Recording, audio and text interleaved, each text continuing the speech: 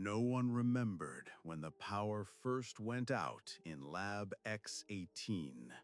Some said it happened after the last evacuation. Others whispered that the generators still ran somewhere deep below, humming in endless solitude. The zone had buried many secrets, but X-18 was different. It wasn't just another bunker or research site. It was a wound in the earth that never healed. Decades later, when the surface world forgot the screams of scientists and the flicker of red alarm lights, the laboratory still breathed. Faint electrical currents pulsed through corroded wires. The sound of dripping water echoed like a metronome marking time for something that refused to die. And sometimes, from beneath tons of concrete and rusted metal, came a low vibration, too regular to be natural. The entrance was hidden beneath a collapsed structure once belonging to an industrial facility. A broken elevator shaft led into darkness, its air stale, heavy with metallic rot. When the hatch was pried open, a gust of air escaped, warm, unnatural, like the breath of a buried animal disturbed from sleep. The walls were lined with pipes, their surface slick with condensation, the floor littered with shattered glass and chemical residue. A faint smell of ozone hung in the air, as though the place had recently exhaled electricity. The upper corridors looked deserted. Doors with faded warning signs stood ajar, revealing small laboratories, offices, and control rooms. Old computers sat lifeless on desks covered with dust and dried stains. In one room, a chair lay overturned beside a pool of something black that refused to dry, despite the passing of years. Papers covered the floor, edges curled and yellowed, but the ink, diagrams, handwritten notes, temperature graphs remained vivid, almost fresh, as if written yesterday. Further down, the silence grew dense.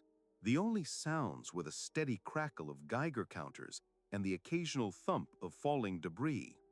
The deeper one went, the more the structure seemed to shift, not physically, but atmospherically. Air thickened, shadows grew heavier. Even the light seemed reluctant to travel far, absorbed by the walls that looked more like skin than concrete. There were no human traces past the second level, only twisted remnants of machines and cages built into the walls. Each had a small viewport. Behind the glass, nothing visible. Yet every few minutes, something moved, too slow to see directly, too quick to dismiss his imagination. The deeper chambers were built like a maze, each hallway turning back upon itself. Every junction looked identical, every marking faded. A design meant to confuse intruders, or perhaps to trap whatever had been created inside. It started faintly, like distant machinery waking up, the kind of sound that slides under your thoughts, unnoticed at first, until it becomes unbearable. Lights flickered along the ceiling, emergency bulbs that should have died decades ago. Somewhere, deep below, a relay clicked. A door opened by itself. A current of cold air swept through, carrying a smell impossible to define, part antiseptic, part decay, part something organic, wet, alive. Every step downward felt like descending through layers of memory. The walls began to pulse with low light. It wasn't electricity, it was bioluminescence, faint green veins running through cracks in the cement, as though something beneath the structure was alive and bleeding light. The hum deepened, modulated, became rhythmic, like breathing. Old monitors blinked awake on their own, static dancing across the screens. For a moment, faces appeared, blurred, indistinguishable but moving, a hand pressing against the inside of the glass. Then darkness again. Somewhere behind the walls, machinery clanked, followed by a dragging noise, metal scraping concrete. The sound traveled slowly, methodically, as if something large and mechanical was crawling toward the surface. Past a third sublevel, signs of human presence reappeared, but they were wrong. Boots lined neatly along the wall, all facing the same direction. Helmets placed on top, visors reflecting nothing. Nearby, an elevator stood open, its interior burned, metal warped from heat. Yet there was no sign of fire, no ash, no smoke stains. Just that strange chemical warmth lingering in the air. The deeper the descent, the stronger the sense of movement became. The hum seemed to sync with the pulse. At times it even resembled whispering, hundreds of layered voices speaking just below the threshold of comprehension. Every time the air vibrated, dust would fall from the ceiling, like the facility itself was exhaling in pain. At level 4, the architecture changed. No more tiled walls, only rough concrete, blackened by moisture and age. Old cables ran like roots across the ceiling, connecting to massive sealed doors. Each had a single warning stenciled above it: experimental subject containment. The word containment had been scratched out and replaced with something written in dried, dark streaks. It could have been blood, or rust, or both. One of the doors was ajar. Inside was a chamber filled with shattered glass tubes. Each had once contained something human-shaped. The floors were slick with old residue. A sound came from the far corner, a slow, wet shuffle. Nothing could be seen, but the motion sensor light blinked red, detecting movement where no life should exist. Then a whisper, faint, disembodied, not from the air, but from inside the skull, vibrating along the bones. It wasn't words, only a feeling, curiosity, hunger, recognition. Further exploration revealed the main core of X-18, a vast circular hall descending into darkness. Catwalks spiraled down into the abyss, lit only by intermittent sparks. In the center stood a massive reactor or containment pod, its surface covered in frost. Faint light pulsed from within, synchronized with the hum that now filled every inch of the facility. The air grew cold enough to crystallize breath, yet beneath that chill was something alive, watching. No records remained of what X-18 had been studying, but the walls told stories in stains and scars. Something had broken containment, or perhaps something had been released deliberately.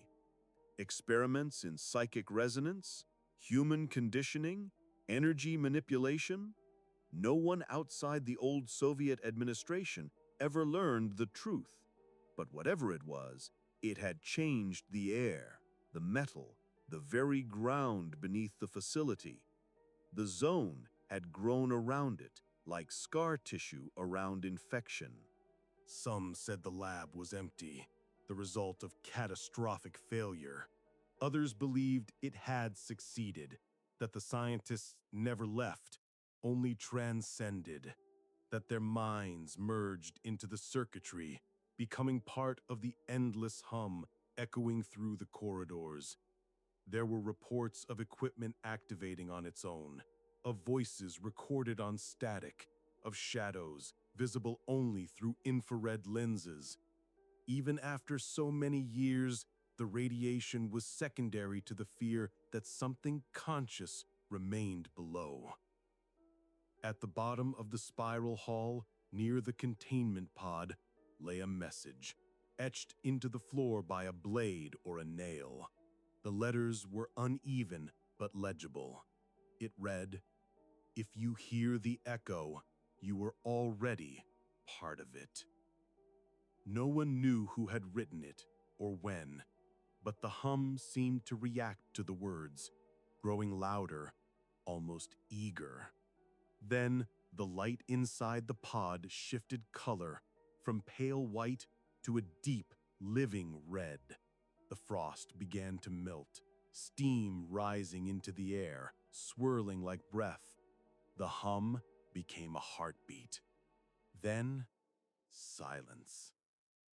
For a few eternal seconds, the world held still. Then, deep within the concrete, something exhaled. It wasn't the sound of machinery or air pressure. It was biological, the slow, deliberate sigh of something ancient awakening. The emergency lights along the walls blinked in sequence, one by one, like eyes opening. The hum returned, softer now, but it carried something new. A pattern, not random noise, but information, a signal. The facility had never been abandoned. It had been listening. And now, after decades of silence, it had heard someone enter. Above ground, the wind swept through the ruined industrial yard. Dust drifted across rusted vehicles and collapsed structures. Somewhere below, in the black corridors of X-18, systems came online, one after another, as though responding to a long-awaited command. Old speakers crackled to life, releasing faint, fragmented sounds. Not speech, not music, something in between, a memory trying to form itself again. Then deep in the heart of the lab, the hum became a voice, mechanical, calm, endless. Experiment continues. And the echo of that phrase spread upward, through concrete and soil, until it was swallowed by the wind. No one saw the lights flicker in the ruins that night. No one heard the low vibration that followed, like distant thunder. But those who camped nearby reported strange dreams, flashes of corridors, faces behind glass, and the sound of breathing that wasn't theirs. The zone had a new pulse, and it came from beneath.